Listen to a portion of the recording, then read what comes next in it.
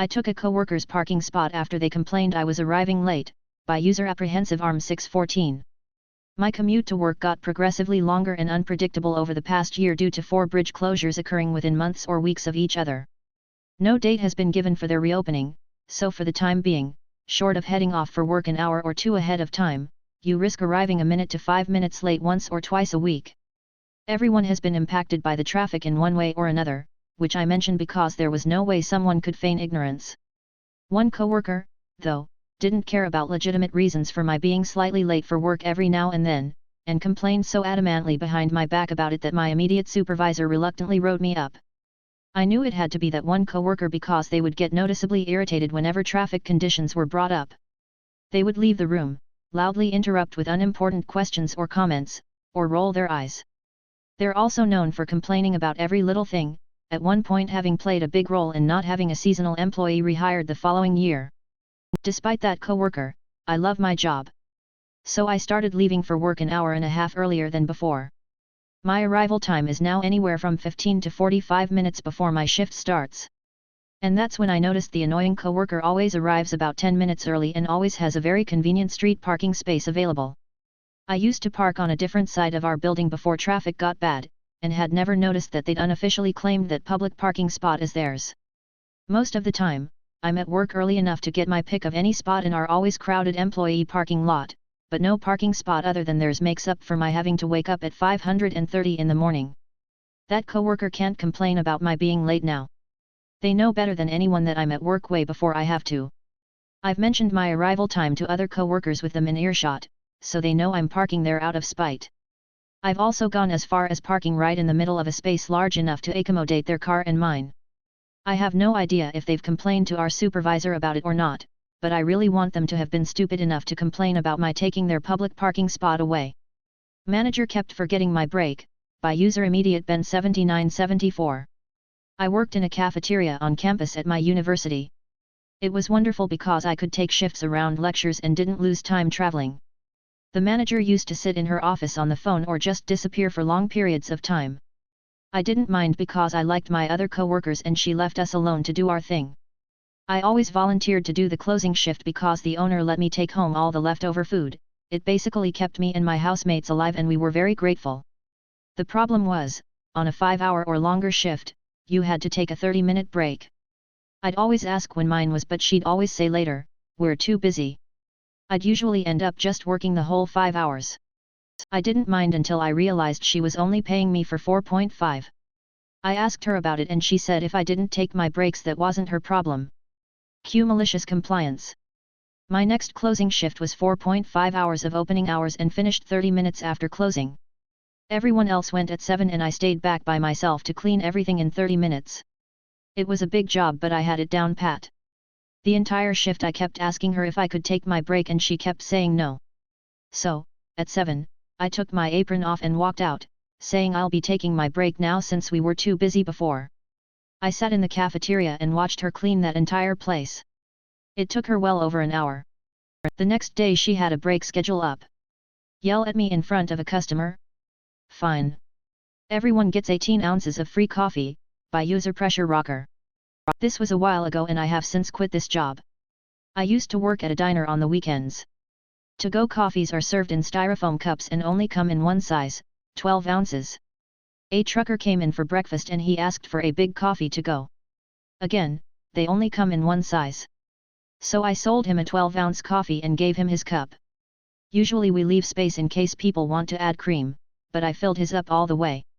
Then my manager pulls me aside in front of him and reprimands me for not giving him a big coffee like he asked for. All while he's nodding and smiling. When I asked her what she would like me to do because we only have coffee cups in one size, she tells me I should have known that I was supposed to use a styrofoam soft drink cup instead. Those cups are 30 ounces. In my entire time working there, we have never done that. There is no option in the register to charge someone for a 30 ounces coffee. But the customer was upset, so she made up a non-existent rule on the spot and belittled me to make him happy. She threw me under the bus. You'd be surprised how many customers ask for big, large, jumbo, huge, enough to fill a 10-gallon coffees every day. It's usually a joke followed by some comment about them being tired. They aren't really asking about coffee cup size. They're just trying to make conversation and use silly words. So for the next several months I proceeded to give every single person who made a comment about coffee size a 30 ounces coffee and charge them for a 12 ounces. That coffee maker was constantly going. I mean constantly. We were going through bags of coffee like crazy. Almost as if we were selling nearly 3 times as much without making more profit from it. Edit. Clarification that the soda cup is also styrofoam. I do not punish the innocent with hot drinks in wax-coated paper cups.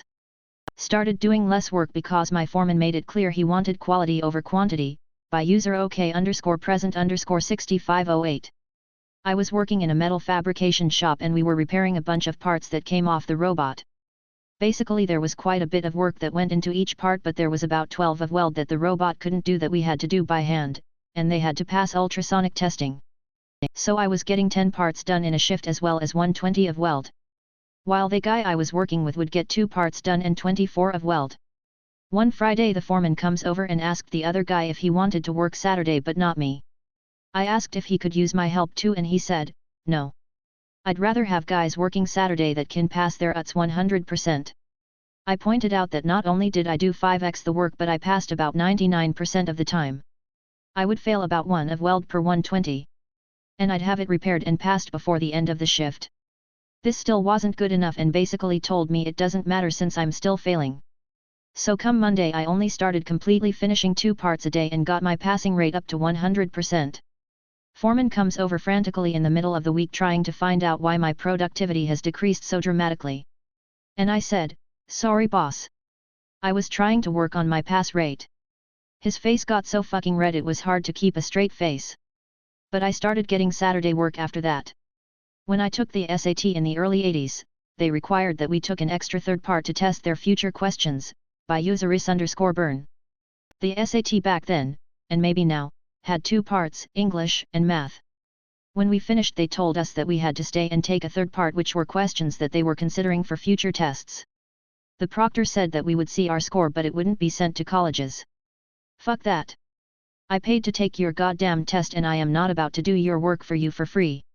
I asked what would happen if we left it blank. I was told that our entire test would be invalidated. They may have been bullshitting but I was not taking that chance. Okay, fine, I'll take it. I spent about half a minute filling in random bubbles and then put my head down and took a nap on the desk. When my scores came back it was like 85th percentile in English, 96th percentile in math and something like 21st percentile in that stupid extra test. How did 20% of the population do worse than I did? EDA, I'm surprised by how many people don't know that 25th percentile isn't the same thing as getting 25% of the questions correct. ETA 2, there have been a lot of good suggestions on why 25% of the people did worse than I did. This include a lot of other people guessed and weren't as lucky as I was and people skipped the section entirely or didn't finish many or most of the questions. For people who are upset that I screwed over future test takers, I am certain that the testing service is clever enough to have noted the discrepancy in my real scores and my fake ones and didn't use my results.